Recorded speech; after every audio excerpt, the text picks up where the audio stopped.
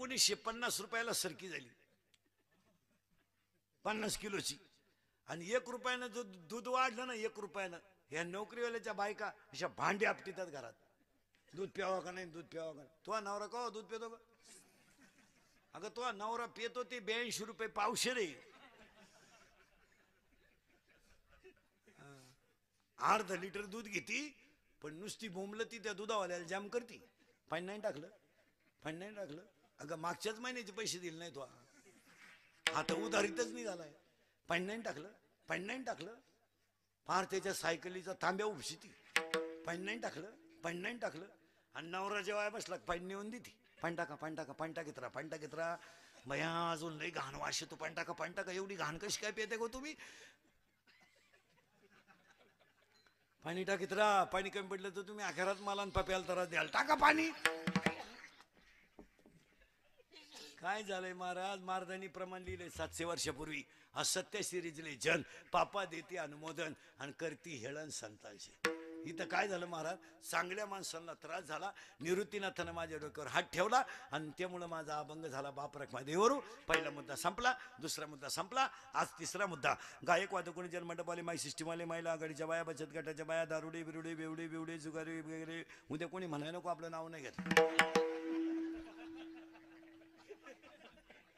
उद्या म्हणजे मी कीर्तनाला जाऊन मा नाव नाही घेतलं. दारुडे बिरुडे बेवड्या बिवड्या अंगणवाडीच्या बाया बिया पुढारी फाडारी सगळ्यांना धन्यवाद.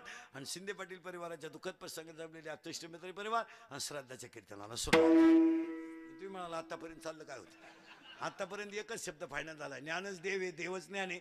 पण बाया पडून सांगतो प्रारब्धाशिवाय कुणाचं कल्याण होत नाही. आणि तुम्ही सगळं बदलू शकता पण प्रारब्ध बदलू शकत नाही. आता मरायचं कसं? मरून बिरून दाखवतो, श्राद्ध बिर्द घालून दाखवतो, तुम्हाला बार वर नेऊन घालतो, खाली आणून सोडतो आणि मग पहिल्या कडव्यात घालतो. आता मरायचं कसं? नीट आहे का? महिला मंडळ पहिला प्रश्न तुम्हाला पटकन. माणसानं मराव किंवा नाही? हा म्हणा, नाही म्हणा. आता हे पुस्तकातलं हा म्हणायचं नाही तर नाही म्हणायचं. उत्तर द्यायला मी उभाच आहे ना. हा म्हणा नाही तर नाही म्हणा. उत्तर हा म्हणा नाही तर नाही म्हणा. मराव किंवा नाही. बरं तुम्ही नाही म्हणलं तरी मारणारच ना, हा म्हणलं तरी मारणारच आहे. त्याचा काही विचार करा.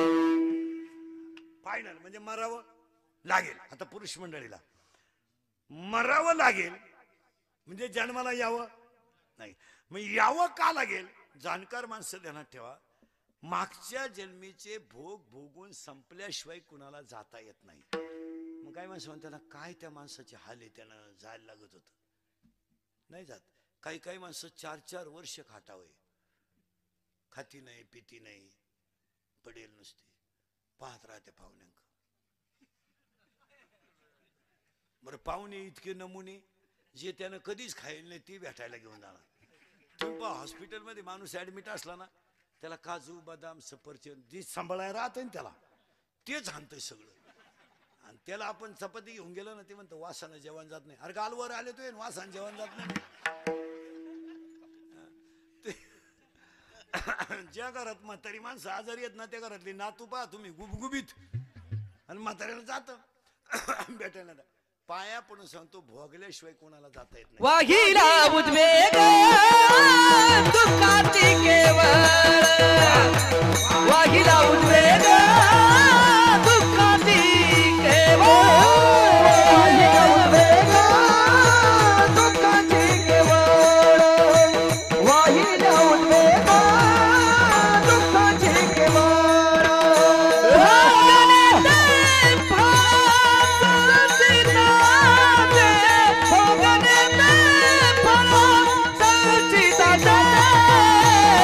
हे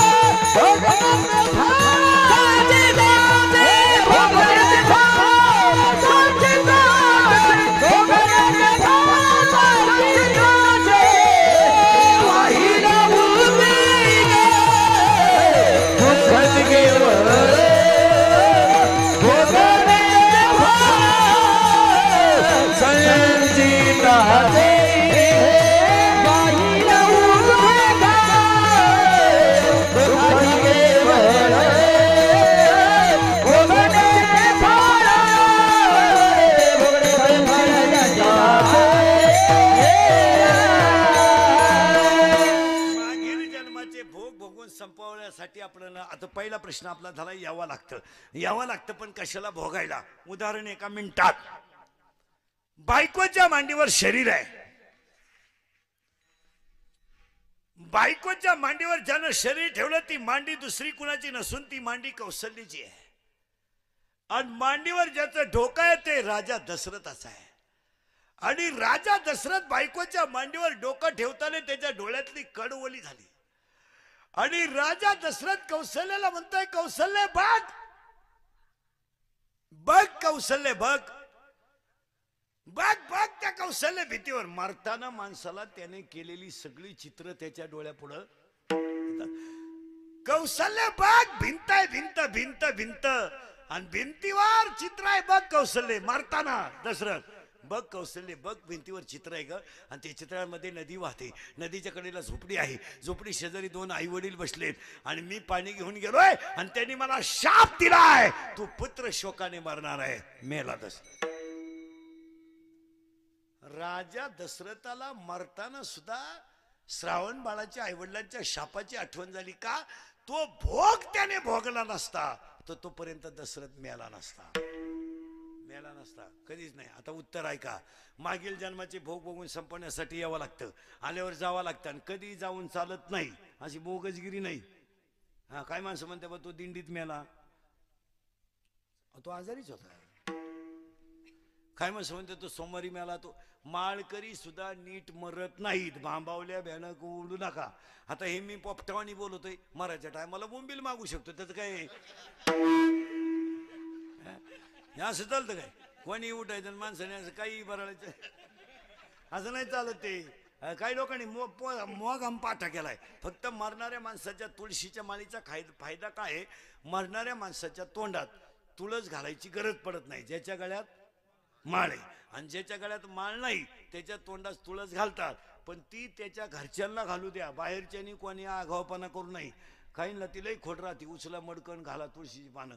तुळशीची पानं मरताना माणसाच्या जर तोंडात घातली तर तो माणूस मुक्त होतो. पण त्यानं जेवढं पाप करेले ते घालणाऱ्याच्या बोकांडी बसतो.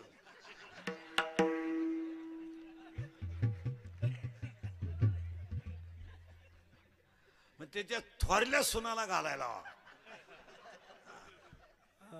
ते असं कोणी उठायचं, हे आणणार तुळस त्याची आणतील, तुला काय करायचं ते, तू का बोकांडी घेतो घेण्याचं. असं नाही. आता मरायचं कधी पहा, लय बारीक आहे का. एक माणसाचा मृत्यू दिवसा झालेला असावा. महत्वाच्या अटी मरले. तुम्हाला मरून सुद्धा दाखवतो पटकन. आता स्वर्गात सुद्धा नेऊन घालतो पटकन. माणसाचा मृत्यू दिवसा झालेला असावा. एक, मरताना शुक्ल पक्ष असावं. 2, मरताना उत्तरायण असावं. आता अजून 1 महिना दक्षिणायन आहे.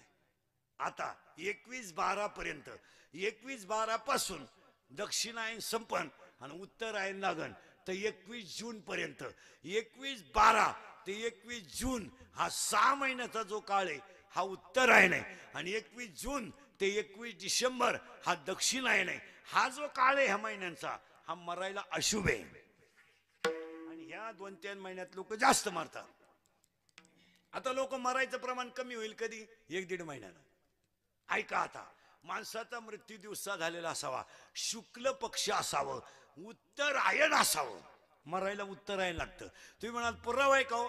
पितामह भीष्मांचं शरीर 6 महिने बाणावर ठेवलं आणि उत्तरायण लागलं तेव्हा मकर संक्रांतीला त्याने देह ठेवला. तसं ते जमणार नाही. आता उद्या कोणी काही म्हणाल असं कुठं चालतं काय? कोणी आपलं काही बरायचं बो त्यांनी काशी केली. काशीचा नियम माहिती काय? काशीला गेलेल्या माणसानं परत जिवंत गावात यायचं नसतं, असा नियम येतो. बावळट आपली काही काढी देतो कुठून, मी काशी केली, मी दाव्याचं खात नाही. कानपाड पुढे काशी दाव्याचं काय? तुला जायलाच कोणी सांगितलं होतं काशीला? आलं गेलं झक माराय 7-8 हजार रुपये गेले. 8-10 दिवसही बुडाले. गाई दुधाला कमी पडली, 2 पोरं वायली निघली, हीच काशी झाली. बावळाटासारखं महाराजांची भाषा आहे, बोगसगिरी नाही. 12व्या अध्यायात ओवी आहे, मोक्ष देऊन उदार होय खीर काशी, शरीर तये ठाई वेच किजे. ज्ञानोबराय म्हणले मोक्ष तुम्हाला मिळेल, उदार काशी आहे. उदार नाही तर तुम्ही इथं औषध प्यायला काशीला मारायला झाला असं चालतं. काही इथं औषध पितीन टमाट्याचे बसतीन विमानात, चलो काशी. काशीला मरायचा सुद्धा नियम आहे, घ्या लिहून. माणस काशीला श्रावणातच मारावं लागतं. असं बोगसगिरी नाही. आणि श्रावणात कधी मारावं लागतं ते लिहून घ्या. श्रावणात कधी मारावं लागतं? सूर्य उगवताना लाल दिसतो, त्याला आपण म्हणतो तांबडं फुटलं. आणि तांबडं फुटल्याबरोबर बारीक बारीक कण निघतात सूर्याची, प्रकाश किरण. आणि ते अंगावर पडताना माणूस मिळाला पाहिजे एक, नाही तर सूर्य मावळताना लाल दिसतो.